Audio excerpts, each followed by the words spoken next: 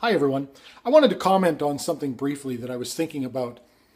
I haven't generally watched a lot of G-Man videos, but I have sort of since the fake deconversion bit, and I'm probably not going to comment too much more on any of his videos for the primary reason that he says a lot of crazy things. Well, okay, that's fine. But what concerns me more is the lack of integrity in the way that he conducts himself in his hangouts. He's sort of a little mini tyrant, and I don't have much respect for that. I watched the one recently where he asked the question, if God is immoral, then what about the devil or Satan, whatever it was? And the way he tried to corral people, and people would give him an answer. You would ask him a question, and he would give him an answer, and he would say, "Oh, so that's what you want to do with your time here?" I mean, it's just ridiculous, right? Gee, man, if you ever see this, I doubt you ever will, but if you ever see this, dude, take some people's advice and look in the mirror just a little bit and calm it down a notch or two. I don't know why you're so combative.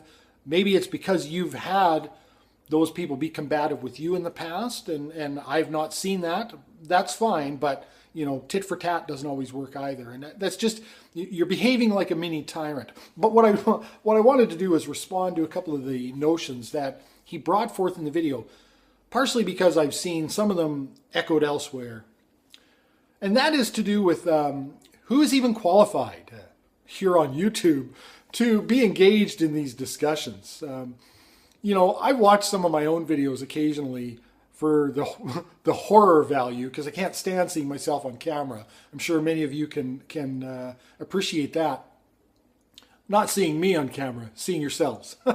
Anyway, and I kind of laugh, I kind of chuckle at myself, because I'm just a mechanic, right? Like, I have no training.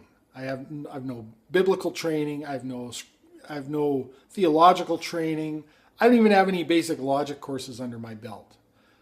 I'm just a guy who I think thinks fairly logically and has some cerebral things going on in the upstairs region there that I need to express. My wife isn't always interested in hearing that, and I don't get out all that much, and television, quite frankly, is extremely boring, except for auto racing. And so I find this is a good outlet to discuss these things and to give me a chance to spew whatever I'm going to spew, and to participate, and to also challenge myself. There are certain people on YouTube, I'm not going to say their names because you all know who I'm talking about anyway, that really challenge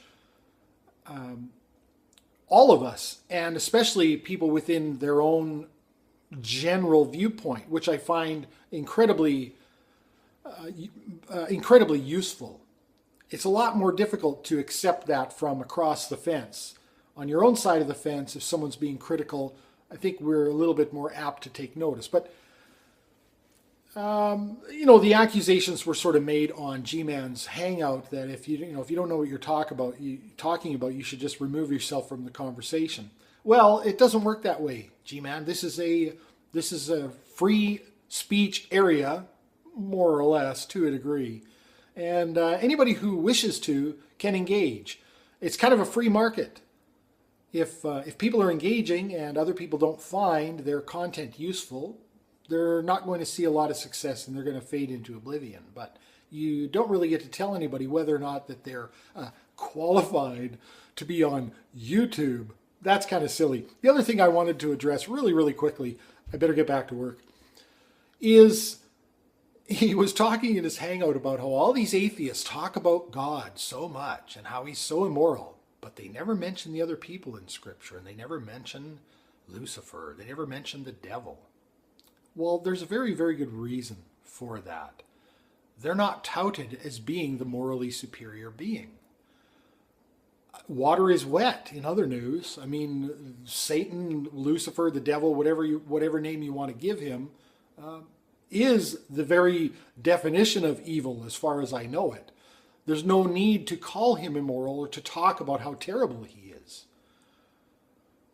Likewise, really, the other characters in the Bible, these are flawed people, even by a non-believer's standard. These people were, just people. They had their flaws. They had their lack of understanding based on the time in which they were in existence. We don't really ascribe them to having any kind of high moral content, but what we're being told is your God has the highest moral content possible, that he is in fact the very definition of morality.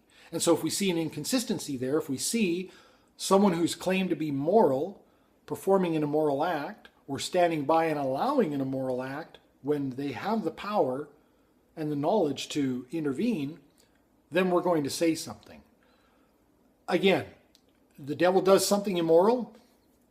In other news, it doesn't really mean anything to anybody. So I'm not sure why you felt the need to cast an entire hangout to ask that question, but it's kind of another silly one. And as I said to my regular subscribers, I apologize. I probably won't deal too much more in any G-Man stuff unless I'm, requested directly, because I really don't see a lot of benefit in engaging, even in discussing someone who has that lack of integrity with the guests on his own Hangouts. So that's it for today. Thanks everyone, as always, for watching.